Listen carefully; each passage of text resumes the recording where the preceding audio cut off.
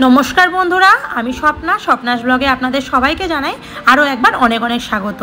दोकानेर डालपुरी खेते आमरा कम बेशी सबाई भालोबासी, किन्तु सेई दोकानेर मतो डालपुरी आर स्पेशल तरकारिटा जदि बाड़ीतेई बानिये नेওয়া যায় ताहले कि जे भालो हय और ये स्वाद किन्तु एकई रकम आसे। आज के आपनादेर संगे सेई रेसिपिटा शेयर करछि और समस्त खुঁটিনাটি टिप्स एंड ट्रिक्स शेयर करब এই रेसिपिर संगे। तो चलो शुरू करा जाक। प्रथमे डालपुरिर पुरटा आमी बानिये नेब। तो एखाने छोलार डालटाके भालो करे धुए निये प्राय 3 घंटा मतो आमी किन्तु भिजते दिलाम। डालटा जतक्षण भिजছে ततक्षण मयदाटा मेखे निই। तो मयदा निये निয়েছি एखाने 2.5 কাপ मतो। तारपर एर मধ্যে सामान्य लवण और सादा तेल दिए मयाम दिए देব। खूब भालो करे हाथे एरकम घषे घषे किन्तु 1 থেকে 2 मिनट आमी मयामटा किन्तु दिए दिচ্ছি। ताहले किन्तु पुरिगुलो खूब टेस्ट हबे। पुरी যত ভালো मयामटा देওয়া হয় पुरी फलेও खूब सुंदर और नरमও হয়। तारपर एरकम अल्प अल्प जल दिए किन्तु मयदाटा माखबो, एकेबारे किन्तु सब जलटा ढेले देबो ना। और एखाने आमी ईषद उष्ण जल व्यवहार करेছি। এইভাবে आस्ते आस्ते जल दिए दिए खूब भालो करे डले डले किन्तु मयदाटा मेखे निते हबे। मयदा যত सुंदर ठासा হয় पुरी किन्तु ततটাই सुंदर হয়। तो एखाने खूब भालो करे ठेसे निচ্ছি और ठासा হয়ে গেলে ময়দাটা লাস্টে किन्तु একটু তেল দিয়ে আবারও একবার ঠেসে নেব। এইভাবে তেল দিয়ে যেভাবে দেখাচ্ছি সেইভাবে করলে কিন্তু পুরিটা একদম দোকানের মতোই হবে। এইভাবে তেল দিয়ে প্রায় আধ ঘন্টা মতো ঢেকে আমি রেখে দেব। তো চলুন এবার পুরটা বানিয়ে নেওয়া যাক। এদিকে কিন্তু ডালটা আমার ভিজে গেছে আর দেখুন ডালটা ভিজেছে, এই যে আঙুলে চাপ দিলেই কিন্তু ডালটা ভেঙে যাচ্ছে। অনেকে কিন্তু সিদ্ধ করে পুরটা বানান, আমি কিন্তু সেক্ষেত্রে এখানে সিদ্ধ করছি না, কেননা সিদ্ধ করলে একটু জলজলা ভাব থেকে যায়, তাই আমি মিক্সিতে ঘুরিয়ে নেব। আর এখানে তরকারির জন্য কিন্তু আলুগুলোকে প্রেসার কুকারে সিদ্ধ করে নিচ্ছি। আর আমার যা যা লাগবে তরকারির জন্য যেমন টমেটো, আদা, কাঁচা লঙ্কা, এটা দিয়ে কিন্তু একটা পেস্ট বানিয়ে আমি রেখে দিচ্ছি। আজকে দুটো রেসিপি একটা ভিডিওর মধ্যে আপনাদের সঙ্গে শেয়ার করছি। তো এদিকে ডালটা আমি একটু শুকোতে দিলাম। ডালটা শুকনো হয়ে গেলে মিক্সিতে ভরে এটাকে কিন্তু বেটে ফেলবো। এর মধ্যে কোনো কিছু দিইনি, শুধুমাত্র ডালটাকেই আমি ভালো করে বলতে আমি কিন্তু একদম মিহি করে নিইনি, একটু দানা দানা ভাব থাকবে সেই রকমভাবে কিন্তু বেটেছি। দেখুন আমি দেখিয়ে দিয়েছি, ঠিক যেভাবে দেখাচ্ছি এইভাবে করলে কিন্তু পুরির টেস্টটা একদম দোকানের মতো আসে। এবার একটা ভাজা মশলা বানিয়ে নেব। শুকনো খোলায় একটা শুকনো লঙ্কা, দুটো এলাচ, দুটো লবঙ্গ দিয়ে একটু নাড়াচাড়া করে তারপর এর মধ্যে দিয়ে দিলাম গোটা ধনে আর গোটা জিরে। এরকম হালকা একটু ধোয়া বেরোবে যে তখনই কিন্তু মশলাটা নামিয়ে নিতে হবে, খুব পোড়াবো না কিন্তু।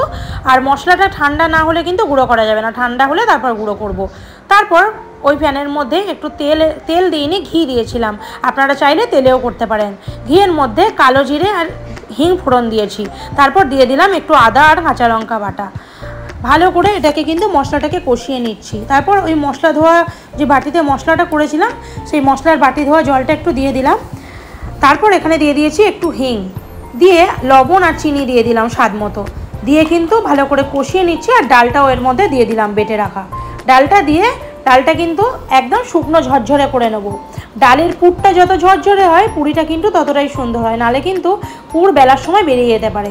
তারপর দিয়ে দিলাম ওই যে ভাজা মশলাটা করে রেখেছিলাম তার গুঁড়ো করে রাখাটা। পুরো গুঁড়োটা কিন্তু দিইনি, বাকিটা রেখে দেবো, কিছুটা দিয়েছি। এখানে 2 টেবিল চামচ মতো আমি ভাজা মশলার গুঁড়ো দিয়েছি। দেখুন কত সুন্দর ঝরঝরে পুরটা হয়ে যাচ্ছে। কিন্তু আমি অনেকক্ষণ ধরে লো টু মিডিয়াম ফ্লেমে গুঁড়োটা কিন্তু করে নিয়েছি এখানে পুরে। এদিকে তরকারির জন্য ভাজা মশলাটা বানিয়ে নিচ্ছি। এখানে দিয়ে দিয়েছি 1 টেবিল চামচ মৌরি, 1 চামচ গোটা ধনে, 1 চামচ গোলমরিচ, আর এখানে একটা শুকনো লঙ্কা দিয়েছিলাম। এরকম ড্রাই রোস্ট করে নিচ্ছি। হালকা ধোয়া উঠলে এটাকেও নামিয়ে ঠান্ডা করে নেব, তারপর গুঁড়ো করে নেব ঠান্ডা করে। এই মশলা কিন্তু কখনোই আমি গরম গুঁড়ো করব না। তারপর কড়াইয়ে তেল দিয়ে দিলাম, সাদা তেল, তার মধ্যে 1 চামচ ঘি দিয়েছি।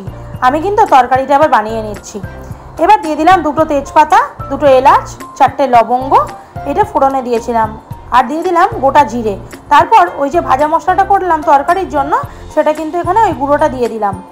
আর এই গুঁড়োটা দিয়ে যখন নাড়াচাড়া করবো তখন কিন্তু দেখতে হবে যে মশলাটা যেন কোনোভাবেই পুড়ে না যায়। তারপর দিয়ে দিলাম প্রয়োজন মতো হলুদ আর লঙ্কা গুঁড়ো, দিয়ে ভালো করে কিন্তু মশলাটা নাড়িয়ে নিচ্ছি। আর অল্প জল দিলাম, যতক্ষণ জলটা শুকোবে ততক্ষণ কিন্তু মশলাটা একদম কুক হয়ে যাবে। আর এখানে কিন্তু আমি একটুখানি হিং দিলাম, হিং আর সামান্য বেসন দিয়েছি। এটা কিন্তু আমি বম্বে স্টাইল বা দিল্লির যে স্ট্রিট ফুডগুলোর মধ্যে যে তরকারিটা পাওয়া যায় আমি কিন্তু সেই স্টাইলে তরকারিটা বানাচ্ছি। কতটা সহজ আপনারা দেখতেই পাচ্ছেন। ভালো করে ওটাকে কুক করে নিয়ে এর মধ্যে দিয়ে দিলাম আদা, টমেটো আর কাঁচা লঙ্কার পেস্ট, যেটা আমি প্রথমেই করে রেখেছিলাম। দিয়ে এটাকে কিন্তু খুব ভালো করে প্রায় 10 থেকে 15 মিনিট কুক করে নিতে হবে। যখন মশলাটা থেকে তেল ছাড়বে তখন কিন্তু আমি এর মধ্যে জল মেশাবো। এবার দিয়ে দিলাম একটু কাসুরি মেথি, হাতে ক্রাশ করে নিয়েছি, কাসুরি মেথি দিয়ে দিয়েছি এখানে। আর দিয়ে দিলাম সামান্য চাট মশলা, যাতে তরকারিটা আরও একটু চটপটা হয়। রাস্তার ধারের দোকানের তরকারিগুলো কিন্তু বেশ চটপটা হয়, আর এটা কিন্তু সম্পূর্ণ নিরামিষ, অথচ আপনি খেয়ে বুঝতেই পারবেন না। মশলাটা ভালো রকম কষানো হয়ে গেছে, তেল ছেড়ে দেওয়ার পরে দিয়ে দিয়েছি জল। জলটা দিয়ে কিন্তু এখানে ফুটতে দিলাম।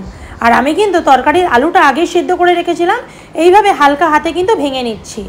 ঠিক দোকানের তরকারিটা যেরকম হয় সেরকমই কিন্তু বানানোর চেষ্টা করেছি বন্ধুরা।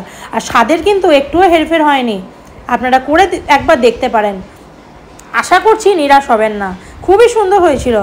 আলু আর ঝোল ফুটে উঠলে ধনেপাতা কুচি দিয়ে দেবো। আর তরকারির ঝোলটা যতটা লাগছে অতটা কিন্তু ঝোল ছিল না, ঝোলটা কিন্তু অনেকটাই টেনে যাবে পরে। তো দেখুন তরকারিটা একদম রেডি হয়ে গেছে। এইদিকে কিন্তু ময়দাটাও আমার রেডি হয়ে গেছে। ময়দার ডোটাকে আরও একবার কিন্তু আমি হাতে করে করে ঠেসে নিচ্ছি। আধ ঘন্টা রেখেছিলাম রেস্টে, বেশ সফট হয়ে গেছে। আর যখন এইরকম পুর ভরে বাড়িতে কিছু বানাবেন না, তখনই চেষ্টা করবেন ময়দাটা একটু নরম বানানোর। আর এখানে লেচিগুলো কিন্তু আমি একটু বড় করেছি, লুচির থেকে একটু বড়, লুচির মতো কিন্তু ছোটো নেচি হবে না। যেহেতু পুর ভরবো সেক্ষেত্রে ছোটো নেচি করলে কিন্তু পুরগুলো বেরিয়ে যেতে পারে। এইভাবে পুরগুলোকে ভরে এবার রেডি করে ফেলি। এবার দেখুন এইভাবে যেভাবে পুর বানাই আমরা, পুর ভরি, সেইভাবে কিন্তু এইভাবে গর্ত করে করে হাতের সাহায্যে পুরটা আমি ভরে নেবো। আমি যেহেতু বাড়িতেই বানিয়েছি, বাড়িতেই খাবো, একটু বেশি বেশি করেই কিন্তু পুর দিয়েছিলাম। চাইলে আপনারা একটু কম পুরও ভরতে পারেন, তবে লক্ষ্য রাখতে হবে খুব বেশি পুর ভরলে কিন্তু বেরিয়ে যাওয়ার চান্স থাকে। এইভাবে হাতে করে করে ভালো করে ঘুরিয়ে নিচ্ছি। এইভাবে প্রত্যেক কটাকে আমি ভরে নিলাম। আপনাদেরকে 2-3টে দেখিয়ে দিয়েছি কিভাবে ভরছি, খুবই সহজ। যেভাবে দেখাচ্ছি সেইভাবে ভরবেন, একটা চামচের সাহায্যে খুব সুন্দর কিন্তু পুরটা ভরা হয়। এইভাবে মুখটা জুড়ে দিয়ে যেভাবে দেখাচ্ছি এইভাবে করলে কিন্তু একটুও বেরোবে না। আপনাদেরকে আমি বেলেও দেখিয়ে দিচ্ছি। এবারে কিন্তু আমি হালকা হাতে করে ঘুরিয়ে ঘুরিয়ে এইভাবে প্রত্যেক কটা নেছি বানিয়ে নিয়েছি। এবার বেলে নিই। আমি কিন্তু অল্প অল্প তেল দিয়ে দিয়ে বেলেছি, আপনারা চাইলে আটা দিয়েও বেলে নিতে পারেন, তবে তেল দিয়ে বেলাটাই মনে হয় বেশি ভালো। দেখুন আমার কিন্তু একটুও বেরোয়নি। যেভাবে আমি বেলছি সেইভাবে যদি বেলেন কিছুই হবে না, আর ময়দাটা গরম জলে মাখতে হবে। তো দেখুন বেলে নিচ্ছি এইভাবে প্রত্যেক কটাকে। এবার কিন্তু গরম তেলে ভেজে নেওয়ার পালা। প্রথমে একটা দেখালাম, আপনাদের সুবিধার্থে আরও একটা দেখিয়ে দিচ্ছি। দেখুন হালকা হাতে হাতে কিন্তু বেলে নিতে হবে, খুব বেশি চাপ দিলে কিন্তু পুরটা এখানে বেরিয়ে যেতে পারে। আর আমি যেহেতু বেশি বেশি পুর ভরেছি সেই জন্য ডালগুলো কিন্তু বাইরে থেকেই দেখা যাচ্ছে।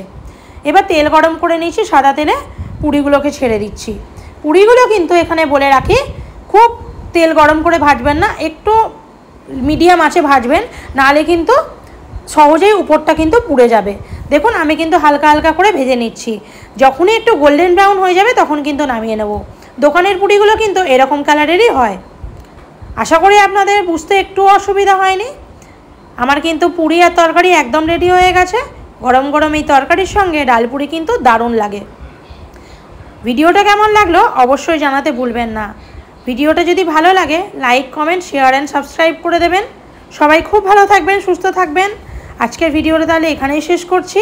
আর আমার ভিডিও যদি ভালো লেগে থাকে চ্যানেলটা সাবস্ক্রাইব করে সাবস্ক্রাইবের পাশে কিন্তু বেল আইকনটা অবশ্যই টিপে দিতে ভুলবেন না।